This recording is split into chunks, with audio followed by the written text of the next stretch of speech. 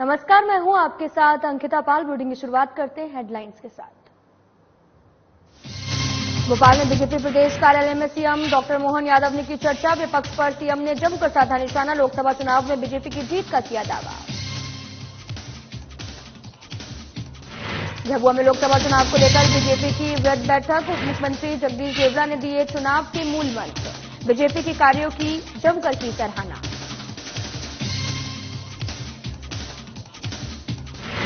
भोपाल में पत्रकारों से रूबरू हुए गृह मंत्री नरोत्तम मिश्रा।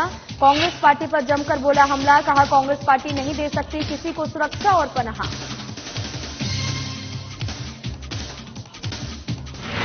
बालाघाट सिवनी लोकसभा में 75% रहा वोटिंग प्रतिशत। वोटर्स ने अपने मत के लिए प्रति दिखाई जागरूकता। वोटिंग में आदिवासी मतदाताओं ने मारी बाजी। कोंडागांव में मतदाता जागरूकता अभियान का आयोजन। रैली निकलकर मतदाताओं को किया जागरूक। सैन्य प्रशिक्षण ले रहे युवक युवतियां रहे मौजूद।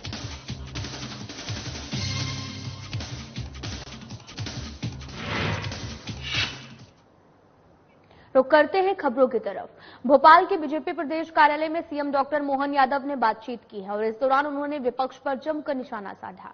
उन्होंने कहा कि इस चुनाव के दौरान जिनकी जैसी जुबान है वो वैसी बात करेंगे, उनकी जुबान पर हमें नहीं जाना है। वहीं पहले चरण के हुए चुनाव को लेकर सीएम ने यह भी कहा कि पहले चरण का जो भी रिजल्ट आ रहा है उसमें एक नया इतिहास बन रहा है। रिजल्ट तो 4 जून को आएंगे, लेकिन सच्चे अर्थों में तो जो बूथ पर कार्यकर्ता काम करते हैं, वोट डालते समय मतदाताओं के भाव बता देते हैं वो किधर हैं। चारों तरफ से अनुकूल रुझान आ रहे हैं। प्रचंड बहुमत से बीजेपी की सरकार बनने जा रही है। फिर एक बार मोदी सरकार बनने जा रही है।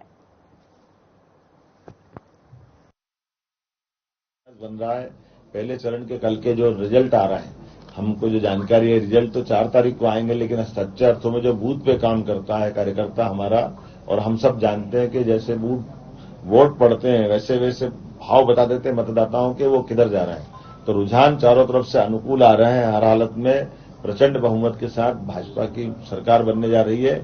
कि राजनीति में सबके लिए अवसर की बात लोकतंत्र में कही गई थी संविधान लागू करने के समय, लेकिन दुर्भाग्य के बात कहें कि संविधान की बातों के आधार पर लोग बात करने की कहते हैं कि हम संविधान बचाने की लड़ाई लड़ते हैं, लेकिन संविधान को एक तरफ रख के एक परिवार को लागू करने की जो उन्होंने पद्धति लगाई है, ये वास्तव में अगर मोदी जी और भाजपा नहीं हो तो आप कल्पना कर सकते हैं कि कौन से दौर में भारत पहुंच गया।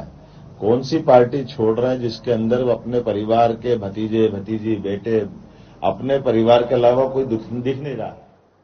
तो बढ़ते आगे, झाबुआ के निजी गार्डन में 19 अप्रैल को आगामी लोकसभा चुनाव को देखते हुए बीजेपी की वृहद बैठक आयोजित की गई है, जिसमें बीजेपी के लोकसभा मीडिया प्रभारी अमरीश भावसर ने बताया कि आपको पता चले कि उन्होंने ये भी कहा कि बैठक में प्रदेश के उप मुख्यमंत्री जगदीश देवड़ा, महिला और बाल विकास मंत्री निर्मला भूरिया और साथ ही मध्य प्रदेश खादी बोर्ड के पूर्व अध्यक्ष सुरेश आर्य, जिला संगठन प्रभारी हरिनारायण यादव, सांसद गोमान सिंह डामोर ने सहभागिता निभाई है। मुख्य वक्ता के रूप में जगदीश देवड़ा ने कार्यकर्ताओं को आगामी चुनाव की तैयारियों के लिए जीतने का मंत्र भी बताया। उन्होंने बताया कि बीजेपी के 10 साल के शासनकाल में भारत ने जो उन्नति की है वो कांग्रेस के 70 साल के शासनकाल में नहीं हुई। पहले दवाइयों के अभाव में मरीज दम तोड़ देते थे और आज भारत में विश्व स्तर की स्वास्थ्य सेवाएं हैं।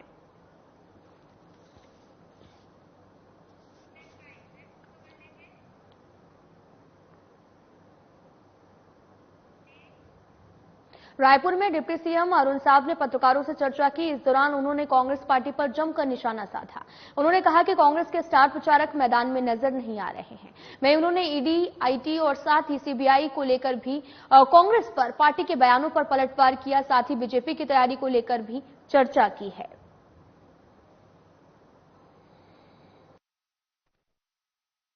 प्रियंका गांधी राजनांदगांव आने वाली है, इसका मतलब यह हुआ राजनांदगांव कमजोर है। कांग्रेस पार्टी के तर्कों का ये क्या बोलते हैं इनको खुद को मालूम नहीं होता है। भारतीय जनता पार्टी के पास स्टार प्रचारकों की लंबी फहरिस्त है। आज भारतीय जनता पार्टी के नेताओं का जनता सुनना चाहती है, उनको नजदीक से सुनना चाहती है, देखना चाहती है, और हमारे कार्यकर्ताओं में उत्साह आता है। जनता में उत्साह आता है उन्हें सुनकर, नजदीक से देखकर, और इसलिए हमारे पास जो स्टार प्रचारक हैं पूरे प्रदेश भर में आ रहे हैं और निश्चित रूप से उससे मिशन 11 जो 11 की 11 सीट जीतने का हमने लक्ष्य रखा है उसकी। मध्य प्रदेश के गृह मंत्री डॉक्टर नरोत्तम मिश्रा ने भोपाल में पत्रकारों से चर्चा की है। इस दौरान उन्होंने कांग्रेस पार्टी पर जमकर निशाना साधा। उन्होंने कहा कि कांग्रेस अब एक हेरिटेज इमारत की तरह हो गई है जो कुछ जर्जर बूढ़े थके खंभों के सहारे टिकी हुई है। इसमें रह नहीं सकते हैं, ये किसी को भी पनाह या फिर सुरक्षा नहीं दे सकती है। इसका कारण, और साथ ही उन्होंने ये भी कहा कि यही कारण है कि कांग्रेस में भगदड़ भी मची हुई है। आपको बताते चलें कि कांग्रेस नहीं दे सकती है सहारा। पत्रकारों से रूबरू होते हुए गृह मंत्री ने जमकर निशाना भी साधा है। मध्य प्रदेश के गृह मंत्री डॉक्टर नरोत्तम मिश्रा ने भोपाल में पत्रकारों से चर्चा की। उन्होंने जमकर निशाना साधते हुए कहा कि कांग्रेस अब एक हेरिटेज इमारत की तरह हो गई है जो कि काफी जर्जर, बूढ़े और साथ ही थके खंभों के सहारे खड़ी हुई है। इसमें कोई भी रह नहीं सकता, ये कोई भी पनाह या फिर सुरक्षा नहीं दे सकती है और यही कारण है कि कांग्रेस में भगदड़ मची हुई है।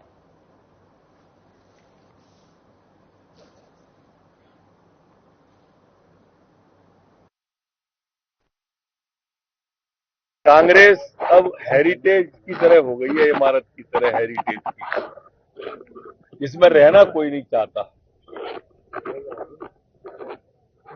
और बिल्डिंग की स्थिति ऐसी है कि वो अब किसी को पनाह भी नहीं दे सकती। आज वहां पर भगदड़ के हालात हैं। 4 लाख से अधिक लोग अभी तक मध्य प्रदेश में बूथ स्तर तक कांग्रेस को छोड़ चुके हैं। अब जनता का विश्वास, यहां तक कि कांग्रेस के नेताओं का भी विश्वास अब कांग्रेस पर नहीं रहा है।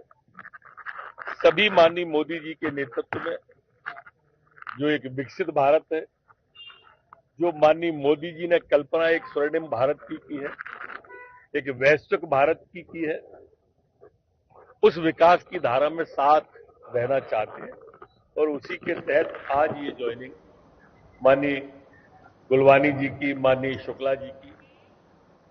बालाघाट सिवनी लोकसभा क्षेत्र क्रमांक 15 से 19 अप्रैल को चुनाव संपन्न हुआ, जिसमें देखा गया कि मतदाताओं में इस बार चुनाव में कुछ खास उत्साह नहीं देखा गया, जिसके चलते इस बार लोकसभा क्षेत्र का वोटिंग परसेंटेज लगभग 75% रहा। और इसी के साथ हर बार चुनाव में शहरी और ग्रामीण मतदाताओं में शहरी वोटर ज्यादा उत्साहित नजर आते हैं और साथ ही इनका वोटिंग परसेंटेज जो है वो ग्रामीण मतदाताओं से ज्यादा रहता है। परंतु इस बार आदिवासी नक्सल प्रभावित क्षेत्र के ग्रामीण मतदाताओं ने जमकर वोटिंग की और शहरी मतदाताओं को पीछे छोड़ते हुए आगे निकल गए।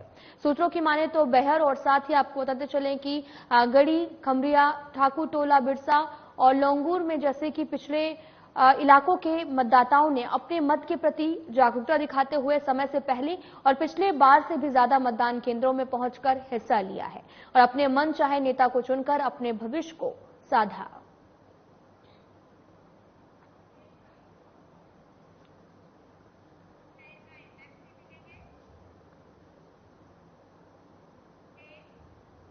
रायपुर लोकसभा सीट से कांग्रेस के प्रत्याशी विकास उपाध्याय ने नामांकन रैली निकाली है।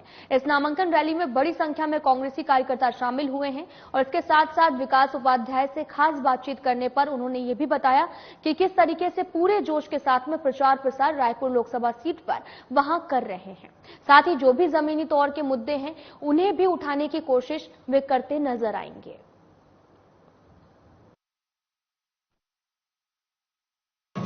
रायपुर लोकसभा सीट के कांग्रेस प्रत्याशी विकास उपाध्याय जी जुड़े हुए हैं, आज नामांकन रैली में शामिल हो रहे हैं और देख सकते हैं नामांकन भरने जा रहे हैं। उनसे सीधा संवाद करेंगे। आज जो है नामांकन रैली निकाली जा रही है, भव्य तरीके से देखा जाएगा कि कांग्रेस के जितने भी कार्यकर्ता है, नेता है, वो शामिल होंगे। कितना उत्साह है? देखिए, कांग्रेस के कार्यकर्ताओं में साहस की लड़ाई, सच्चाई की लड़ाई और सामूहिक लड़ाई का ये चुनाव है। हम सब पूरे कांग्रेस के कार्यकर्ता तैयार है पूरे जोश के साथ। देखिए 40 डिग्री 42 डिग्री गर्मी है, लेकिन कांग्रेस की माताएं, बहनें, युवा साथी पूरी ताकत से तैयार होकर इस चुनाव को लड़ रहे हैं। अगर आप जीतते हैं तो क्या कुछ ऐतिहासिक करने वाले रायपुर लोकसभा? देखिए, रायपुर लोकसभा में अभी तक ऐसा सांसद मिला ही नहीं जो यहाँ की पूछ परख रायपुर राजधानी को राजधानी के तर्ज पर ले जाए, इस लोकसभा की आवाज को संसद में उठाए। अगर मौका मिलेगा तो बहुत अच्छा परिणाम होगा। यहाँ के लोगों की जो उम्मीद और सोच है उसको आगे बढ़ाने का काम करेंगे। भाजपा के इतने सांसद रहे, क्या आपको ऐसा लगता है कि छत्तीसगढ़ के मुद्दे दिल्ली तक भाजपा के सांसद पहुंचा पाए हैं अभी तक? नहीं पहुंचाए, इसीलिए तो बहुत दुखद बात है, बहुत दुखद की बात है कि इतनी बड़ी सभा में रायपुर या लोकसभा से संबंधित एक भी बात को हमारे यहाँ के सांसद नहीं उठाते। 9 सांसद भारतीय जनता पार्टी के थे, लेकिन जनहित के मुद्दों पर कोई बात नहीं, कोई चर्चा नहीं। यहाँ की ट्रेनों को बार बार रद्द करने का काम किया जा रहा है। बहुत ही ज्वलंत मुद्दे हैं जिस पर कोई चर्चा भी नहीं करते, बात भी नहीं करते।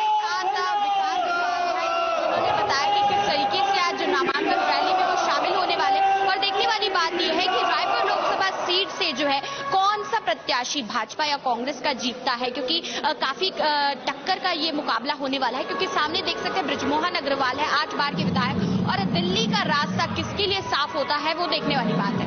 कैमरामैन नरेश राव के साथ साधना प्लस न्यूज करिश्मा सोनी, छत्तीसगढ़।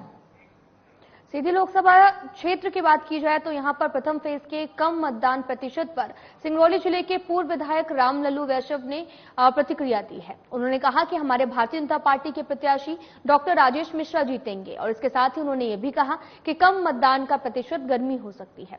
और बड़े तादाद में हिंदुओं के कल त्यौहार थे, जिसमें से व्रत बंध, संस्कार, तिलक और शादी विवाह है, जिसमें कि कई लोग मतदान करने अपने अपने मतदान केंद्र पर नहीं पहुंच सके। वहीं लोगों की खेती बाड़ी की कटाई भी चल रही है।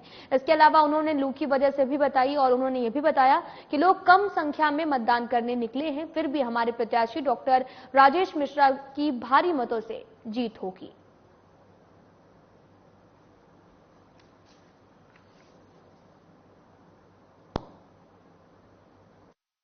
ऐसी कोई बात नहीं है। जो भी मतलब कि वोट पड़ रहे हैं वो समय को देखते अनुसार, क्योंकि इस समय पर खेती बाड़ी का, कटाई का, गेहूं का भी सीजन बहुत जोर किया हुआ है, और कब बादल आता है, कब इतनी जोर की बारिश होती है जिससे किसान बहुत भयभीत होकर के सबसे ज्यादा ध्यान तो उसको किसानी की ओर है। दूसरी चीज, लगन का भी दौर चल रहा है।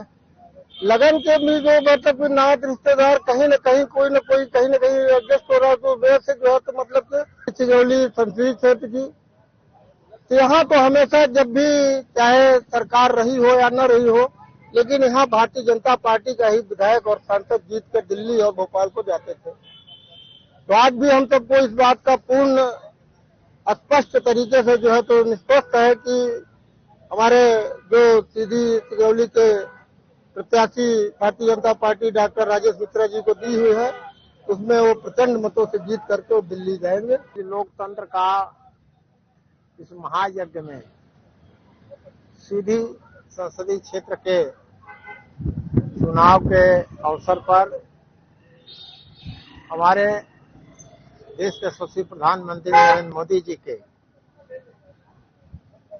निश्चित रूप से विकास कार्यों को दृष्टिगत रखते हुए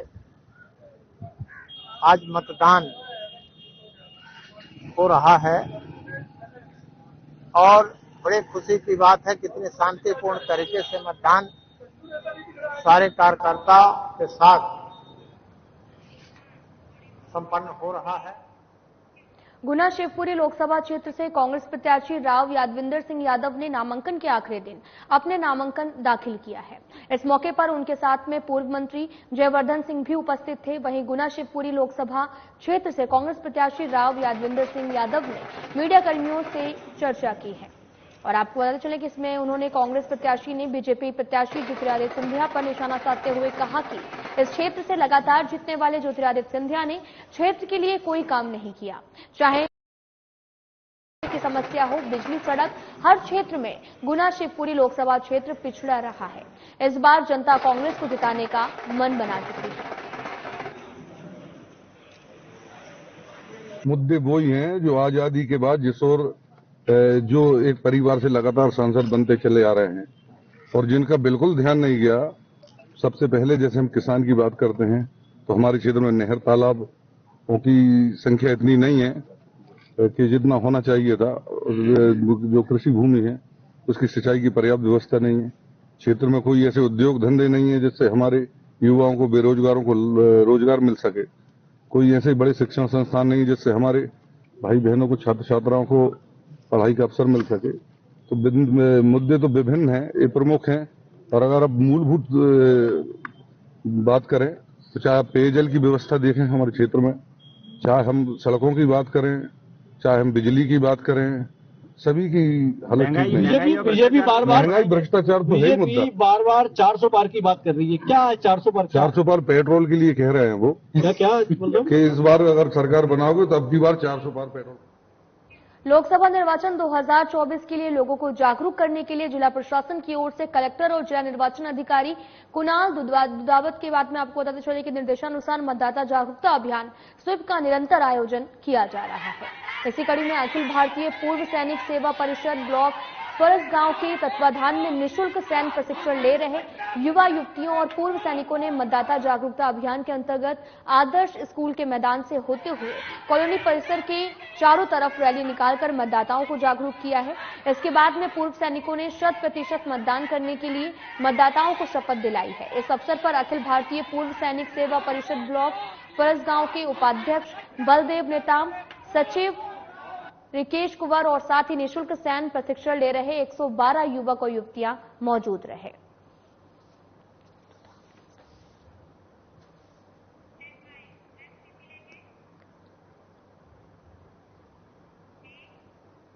सुकमा में लोकसभा निर्वाचन 2024 के अंतर्गत संसदीय क्षेत्र बस्तर के तहत में शुक्रवार को विधानसभा निर्वाचन क्षेत्र क्रमांक 90 कोटा में आपको बताते चले कि 19 अप्रैल को मतदान दिवस के अवसर पर जिले के मतदाता आपको बताते चले कि मतदान करने के लिए मतदान केंद्र में पहुंचे। मतदाताओं ने लोकतंत्र के महापर्व मतदान करने के लिए उत्साह देखा गया। युवा और महिला मतदाताओं में खासा उत्साह देखने को मिला।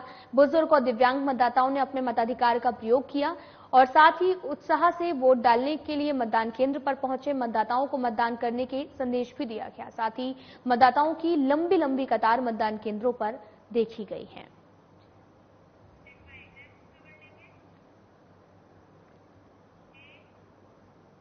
धार जिले की कुशील तहसील के नर्मदा किनारे बसे मेघनाथ घाट से गुजरात के केवड़िया सरदार सरोवर डैम और साथ ही आपको बताते चले कि स्टैच्यू ऑफ यूनिटी तक नर्मदा की धारा में आपको बताते चले कि अंतर्राज्यीय क्रूज चलाने की पर्यटन विकास निगम की पहल धरातल पर दिखाई देने लगी है। कोलकाता से आए हुए पोर्टन प्लेटफॉर्म से भी एक प्लेटफॉर्म कुची के नर्मदा किनारे स्थित मेघनाथ घाट, तो दूसरा प्लेटफॉर्म आपको बताते चले कि मध्य प्रदेश, गुजरात और महाराष्ट्र की सीमाओं को जोड़ने वाले अलीराजपुर जिले के ककराना में नर्मदा की धारा की सतह पर उतारे गए, जहां से क्रूज में घूमने वाले पर्यटक इन प्लेटफॉर्म पर होते हुए क्रूज पर सवार होंगे।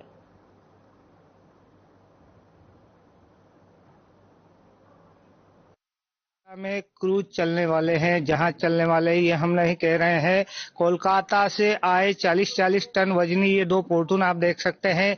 लगभग 5 दिनों पूर्व इन पोर्टूनों को बड़ी बड़ी क्रेनों के माध्यम से, लगभग 100 टन की क्रेनों के माध्यम से चिखलदा, जो कि नर्मदा किनारे स्थित है, धार जिले के चिखलदा में इन पोर्टूनों को क्रेनों के माध्यम से उतारा गया है।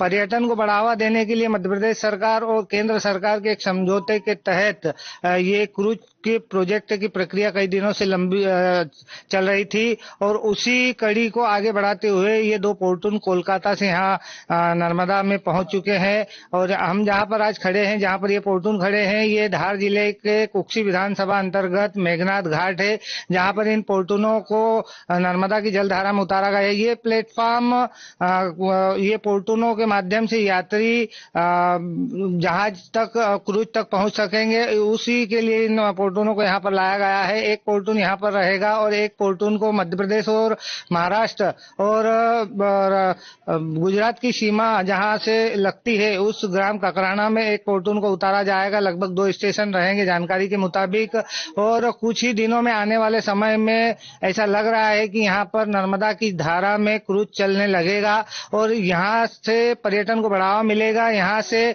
गुजरात के केवड़िया में बने statue of unity, Sardar Vallabh भाई पटेल का जो स्टैच्यू ऑफ यूनिटी बना हुआ है, उस स्टैच्यू तक ये क्रूज लगभग 150 किलोमीटर तक चलेगा और उसी को लेकर ये सारी प्रक्रियाएं प्रारंभ हो चुकी है। पोर्टून यहाँ पर पहुंच चुके हैं, नर्मदा की जलधारा में इन्हें उतारा गया है और आगे देखना होगा कब तक इन पोर्टूनों के बाद क्रूज नर्मदा की जलधारा में उतरता है और कब तक यहाँ पर पर्यटन की दृष्टि से क्रूज को चलाया जाता है। साधना न्यूज से उपेंद्र कुमार, कैमरामैन पिंटू महावीर।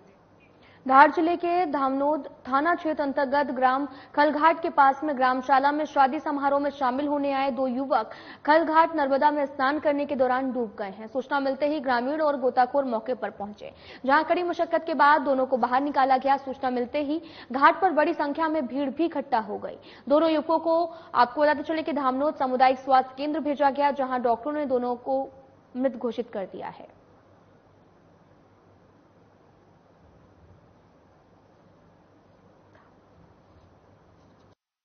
करके जिससे मेरे को सूचना मिली कि नर्मदा घाट पर शादी में आए दो बच्चे नहाने के दौरान डूब गए। ग्रामीणों और नाविकों की सहायता से उन्हें तुरंत कार्रवाई करते हुए धामनोद सरकारी हॉस्पिटल लाया गया और यहाँ पर डॉक्टरों ने चेकअप वगैरह किया उनका और उस दौरान डॉक्टरों ने उन्हें मृत घोषित। जी, आशीष पिता जितेंद्र 13 वर्ष और गौरव पिता सुनील 14 वर्ष, दो लोगों को मृत अवस्था में सामुदायिक स्वास्थ्य केंद्र में लाया गया। सर, हम ये गवर्नमेंट हॉस्पिटल में इसलिए शादी में दो बच्चे आए थे परिवार के साथ में, जो नर्मदा नहाने समय वो डूब गए और जब ग्रामीण द्वारा सूचना मिलने पर हम नर्मदा पहुंचे और उनको निकाला ग्रामीण द्वारा और अस्पताल पहुंचाया गया।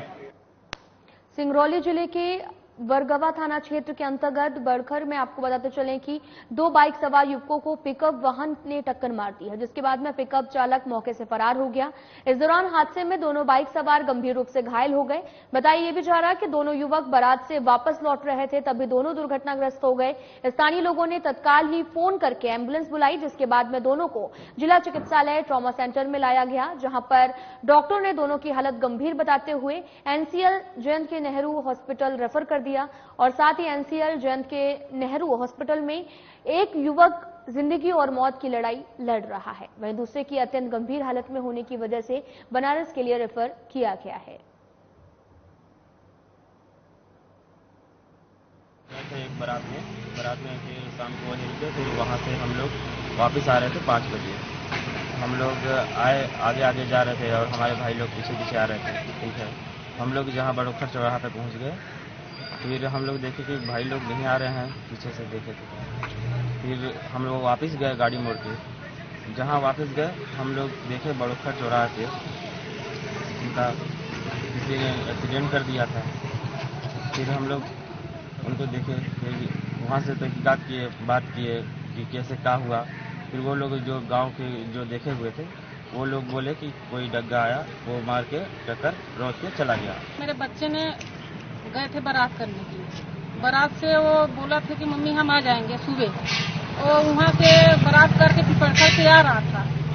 उसके बाद वो जब बड़ोखर चौराहा पर आया था उसको एक्सीडेंट करा गया और पीछे से मार दिया धक्का और लड़के दोनों रोड पे पड़ गए।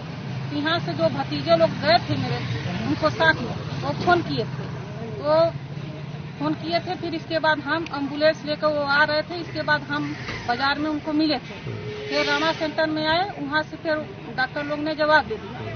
वहाँ से फिर नेहरू में लेकर आए।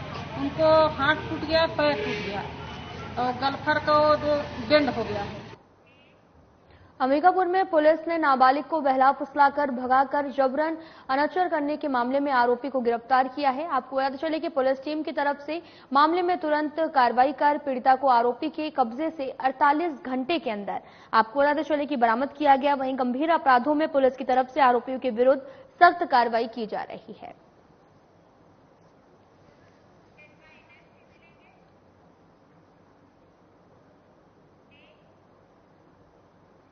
अंबिकापुर में पुलिस ने दोपहिया वाहन चोरी के मामले में सख्त कार्रवाई की है। आपको बता चले कि कार्रवाई के दौरान पुलिस ने आरोपी को 48 घंटे के भीतर गिरफ्तार किया है और आरोपी के कब्जे से एक चोरी किया हुआ दोपहिया वाहन भी बरामद किया।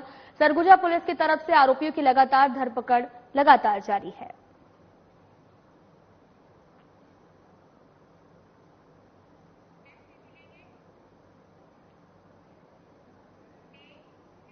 अंबिकापुर में बिना नंबर प्लेट के ट्रैक्टर में भरे गिट्टी ट्रॉली रिंग रोड पर बीच सड़क पर पलट गई है। गनीमत ये रही कि अगल बगल से कोई भी वाहन नहीं गुजर रहे थे। मिली जानकारी के अनुसार शहर के हृदय स्थल बौरी पारा रिंग रोड पर दोपहर करीब 12 बजे गिट्टी से भरी ट्रैक्टर बंगाली चौक की ओर से आ रही थी।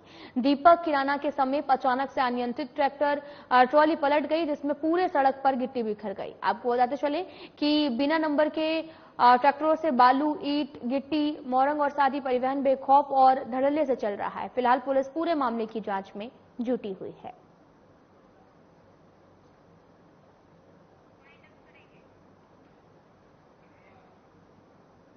फिलहाल इस वीडियो में इतना ही। नमस्कार।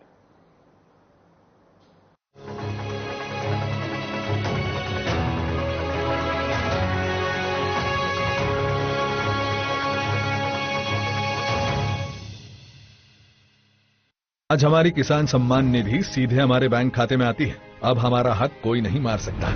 नहीं तो पहले फसल बिचौलिए कौड़ियों के भाव ले जाते थे, लेकिन अब बीज से बाजार तक साथ खड़े हैं मोदी जी। बड़ा फसल बीमा, किसान credit card, soil health card, सबसे ज्यादा फसलों पर एमएसपी, हर खेत को पानी, नैनो यूरिया, अब ड्रोन की भी तैयारी। लेकिन फिर भी मोदी जी कहते हैं ये तो बस ट्रेलर है। किसान कल्याण की गारंटी मोदी जी की और उन्हें जिताना ये है हमारी भी गारंटी।